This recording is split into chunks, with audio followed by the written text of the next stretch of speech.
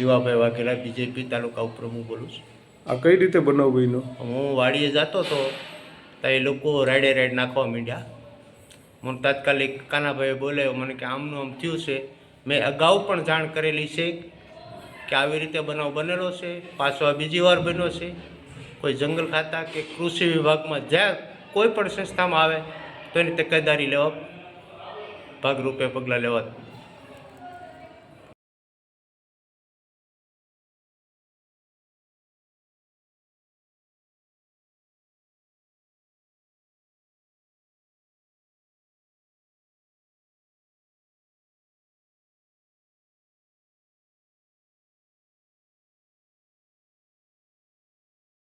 મધ બહુ કર્યું, સમજે? ક્યાંથી કર્યું તમને? હા, ખેતીમાંથી કામ કરતા હતા ને. હા. હા, ન્યાલી કર્યું, ઉડતું ઉડતું કરડી ગયું. જીવાભાઈ આવી જાય.